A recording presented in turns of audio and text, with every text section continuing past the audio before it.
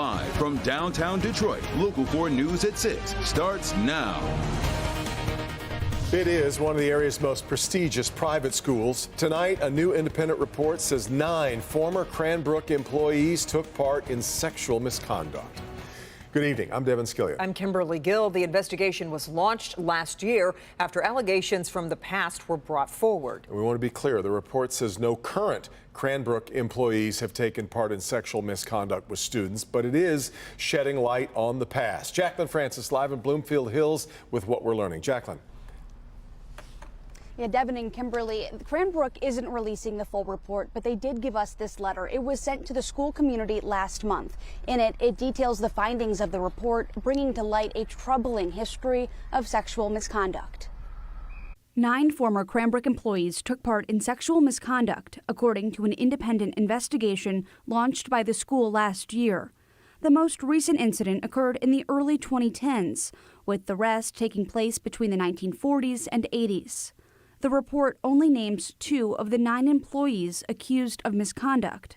The first, named Fred Campbell, a teacher, coach, and athletic director who worked at the school between 1946 and 1961. Campbell, who died in 2007, allegedly engaged in sexual misconduct with at least 11 male students during his time at Cranbrook. Campbell lived in a faculty apartment in a boys' dormitory on campus. The other employee, named Daniel DeShetler, a maintenance worker from 1971 to 1986. The report says he sexually assaulted a male minor in the early 80s. In 86, he was convicted of criminal sexual misconduct involving a different assault on campus. The investigator did not name the 7 other former employees accused of sexual misconduct. The range of behaviors included grooming, inappropriate touching, and in 2 situations, sexual intercourse. The former employees left the school years ago, according to the report. Again, no current faculty or staff were said to be involved in this, but Cranbrook said that they found it important to investigate the past and to be transparent as they move forward. Reporting live in Bloomfield Hills, Jacqueline Francis, Local 4. All right, Jacqueline. Serious trouble ahead for a Shelby Township 16-year-old charged with threatening terrorism at his high school last March.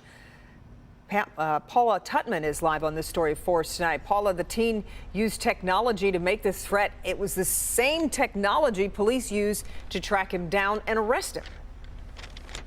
Yeah, that's right. Now, this is serious stuff. And that means because it's so serious, we have to be darn sure that we have clarity on the alleged crimes and punishment.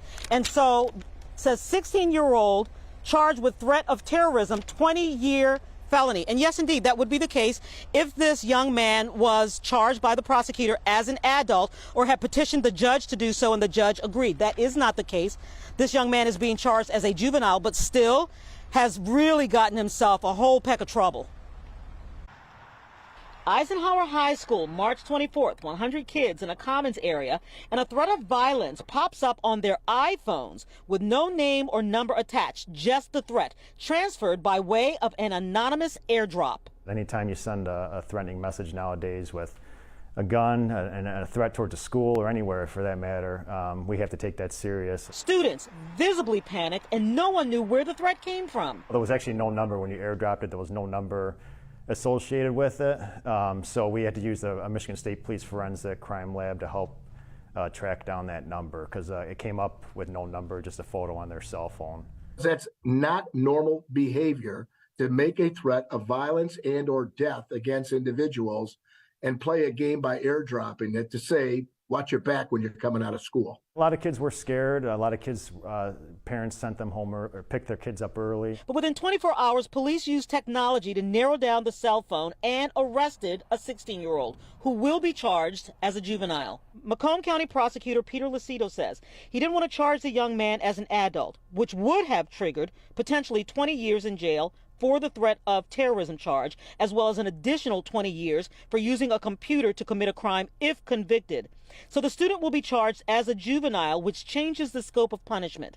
We want it non-punitive. We want it what's called remedial, which means get them back on track, find out what's ticking here, and make sure that we can go ahead, fix the cause and effect, and move them forward. But even with a juvenile charge, this kid bought himself a whole lot of trouble that could be life-altering, especially if he doesn't get the strong hint that these kinds of actions are not funny, are not a game, and will not be tolerated. We want to get some counseling.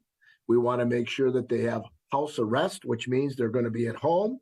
They're on probation, which means the probation officer comes to visit them. And also, the bottom line is they're going to follow all the rules and conditions that are outlined by the judges in these cases. Yeah, and therein lies that cautionary tale. And so Utica School District also sent me a statement basically emphasizing the fact that they want parents to be aware, have these conversations with their youngins, let them know this is not a joke, this is not funny, that there's no way in the world that this can be tolerated, and students need to understand that as well. One more thing, guys, it turns out that they've had 50 of these kinds of cases. They've adjudicated them in many of the same way, but this is serious stuff. Serious indeed for this young man, 16 years old. Paula, we appreciate your report.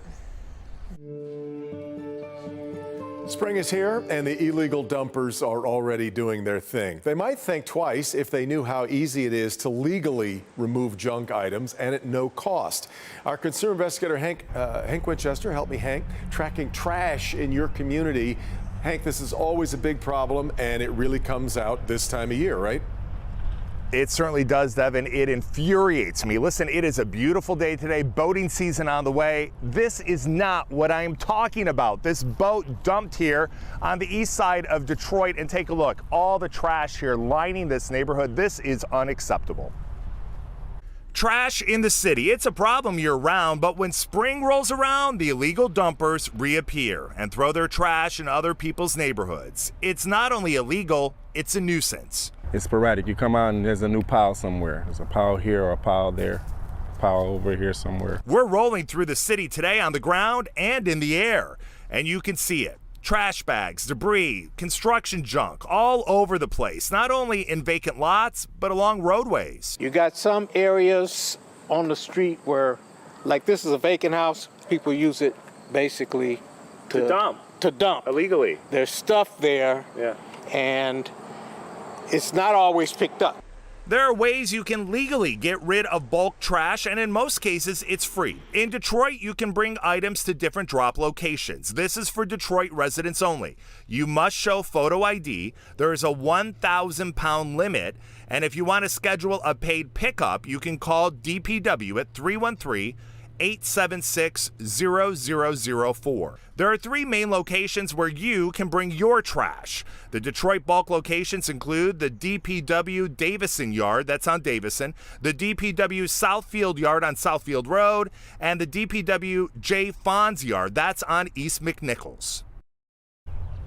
Back out here live, and take a look at this vacant home behind me. You can see just trash and debris all over this property. Yes, it is a vacant home, but that does not make it right. There are legal places where you can take your junk. Now listen, if you have a problem with illegal dumpers in your neighborhood this spring, I want to hear directly from you and people in your community. In Detroit, in the suburbs, wherever you live, you can call me directly at 313-634-WDIV. Send me an email, helpmehank@WDIV.com, or hit me up on social media. We are working to clean up these neighborhoods, not only in the city, but in the suburbs. Back to you.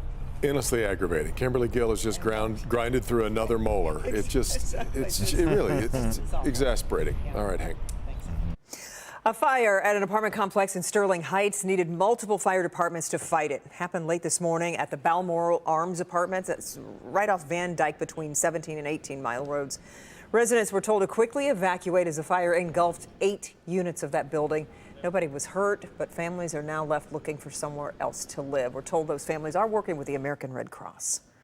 Tuesday is the deadline to file your taxes, and if you are one of the procrastinators who will be spending part of the weekend on that, there is an option you need to understand. It's a little-known federal tax prep service that is actually free. It's called IRS Free File. While 70% of taxpayers are eligible for it, very few take advantage. Sabrina Fonseca, a social media manager for Miami, says she filed her federal taxes at no cost for the first time this year. I chose Tax Act and I did the process very easy, very similar to TurboTax, but it was 100% free this time. She's part of a small group using the IRS's little-known free file service. In fact, only 2% used it last year, according to the National Taxpayer Advocate's annual report to Congress. The program helps some people who qualify prepare their federal return at no cost. Here's how it works. In a web browser, go to irs.gov. Once there, type into their site's search box, free file, and it'll recommend some of the 11 tax preparation partners you can use to file your return. Well, the key to Free File is using irs.gov as a portal to link into our site and out of our site once you choose the provider that you like. If you go out to the web and perhaps you go to Google or something and go that way, then you might find yourself in a position where it's not guaranteed free. Keep in mind, IRS Free File is generally for those who make $73,000 or less a year, and you may still be charged for filing state taxes. The IRS tax preparation partners have different requirements. Make sure that you read the tax provider stipulations. Even though they are partnering with the IRS Free File program, they may have certain criteria that you must meet as a taxpayer in order to make sure that it's truly fully free. For taxpayers like Fonseca, IRS Free File is worth spreading the word about. I've already told a lot of my friends, just use this tool. I don't want anyone to use their money that they should have when this is so easy and free to use. There are alternatives to Free File. The Volunteer Income Tax Assistance and Tax Counseling for the Elderly programs have physical sites around the country where trained volunteers help qualifying taxpayers with their returns for free. So check out irs.gov for more information on those programs. Really good information there. Well, today definitely not been a day to be stuck inside working on your taxes. Work on your taxes outside at the very least. That's right. Here's Kim. Can you imagine people are put it off to the last minute, and who would know it's going to be 80 and sunny the night before? Well, we also have a chance for severe weather this weekend, though. Sunday is definitely the day you could probably stay in and get some things done, at least in the afternoon. We're in a marginal risk for severe weather. That's the lowest threat level. We don't expect widespread severe weather, but we could get a few isolated gusts over 60 miles per hour, which would qualify as severe. There's a low chance of hail, might be some downpours that create street flooding, and a low chance for any tornadoes with this system. So before noon, this is the timeline. We'll go hour by hour here. Before noon, will be dry, but it will be breezy. Then between noon and 3 o'clock, that's when we'll get the onset of the storms, and then some showers could be heavy between 3 and 8 p.m. That's on Sunday. Tomorrow, we get some dry weather. Temperatures go back into the 80s, which is where we are right now in many communities. I'll talk more about your weekend forecast coming up. Hey, Kim, it's a vaccine, but you can't get this one at your local pharmacy. Ahead, the devastating disease it's trying to prevent, and why the first woman to get the shot says she didn't hesitate to volunteer.